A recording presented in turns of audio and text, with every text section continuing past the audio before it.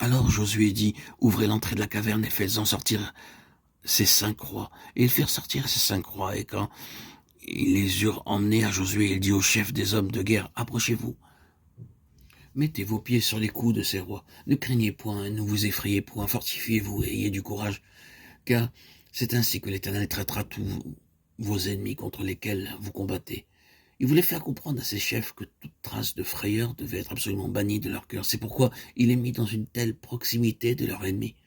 Si Josué donna l'ordre à ses capitaines de mettre leurs pieds sur les coups des rois, le Seigneur a dit à ses disciples, « Voici, je vous ai donné le pouvoir de marcher sur les serpents et les scorpions, et sur toute la puissance de l'ennemi, et rien ne pourra vous nuire. » Luc 10, 19. Mettez vos pieds sur leurs coups. Oui, mais auparavant, les ennemis doivent être tirés de leur retraite.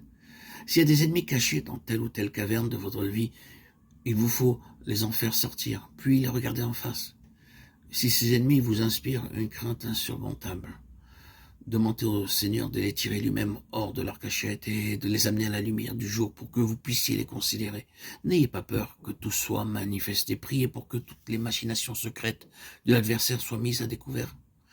Faites-le sortir de sa retraite et mettez vos pieds sur lui. Et le Dieu de paix écrasera bientôt Satan sous vos pieds. Romains 16, 20. C'est une leçon dure à apprendre que de fouler aux pieds nos ennemis.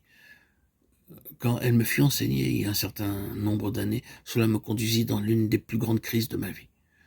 Mais le Seigneur avait à m'apprendre par des expériences répétées à triompher de l'adversaire jusqu'à ce que je fusse délivré de toute crainte devant lui.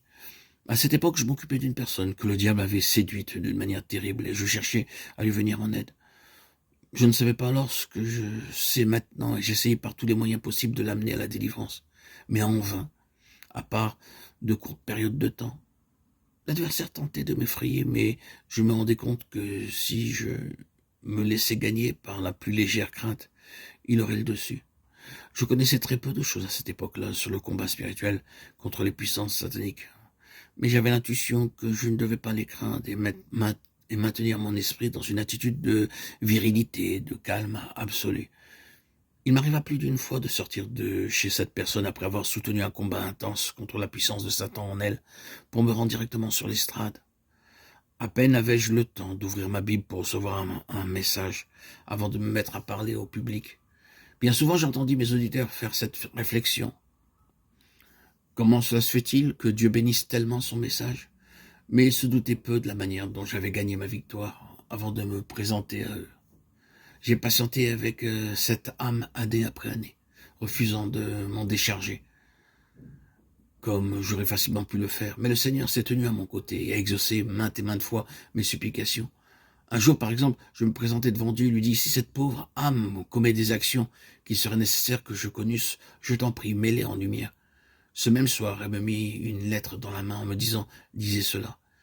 C'était une missive écrite par elle à une tierce personne dans laquelle elle lui racontait tout ce qu'elle faisait. Dans ce temps-là, je m'efforçais d'acquérir l'esprit de l'agneau qui était en Jésus. Je me disais que si cet esprit était vraiment manifesté en moi, elle s'en rendrait compte et pourrait être gagnée de cette manière. Mais à mon grand étonnement, son état empirait au contraire de plus en plus. Je croyais que l'esprit de l'agneau tel qu'il était en Jésus-Christ triomphait toujours.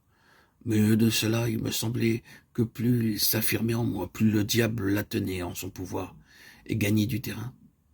En désespoir de cause, je m'adressai au Seigneur et lui demandai de m'enseigner ce que j'avais à faire. La réponse fut celle-ci. Mettez vos pieds sur les coups des 5 rois. Je fus d'abord épouvanté à la pensée de devoir mettre mon pied sur le cou de l'ennemi. J'aurais bien préféré que ce fût elle qui mit son pied sur moi.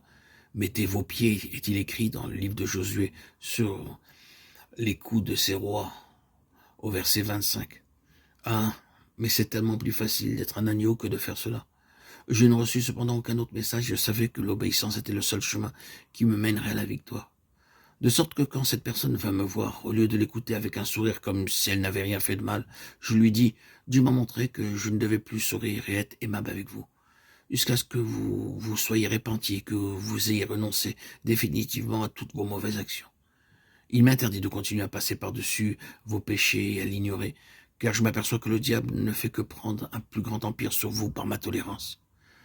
Depuis ce moment-là, je restais ferme comme un roc, refusant absolument de faire comme si tout allait bien, alors que je savais pertinemment qu'elle n'avait pas abandonné ce qui n'était pas en ordre dans sa vie. Je confessais au Seigneur que c'était la chose la plus difficile et la plus dure qu'il m'eût jamais demandé de faire, mais je reconnais que jusqu'à ce moment-là, je n'avais jamais vraiment compris ce qu'était la justice de Dieu. Depuis l'expérience dont je parle, la justice de Dieu m'est apparue, plus aimable que jamais. Je préfère même que mon Dieu soit juste plutôt qu'il soit amour. Pourrais-je adorer un Dieu qui ne serait pas juste? Non. Il me serait impossible d'offrir un culte d'adoration à mon Dieu s'il tolérait le péché, s'il passait légèrement par-dessus.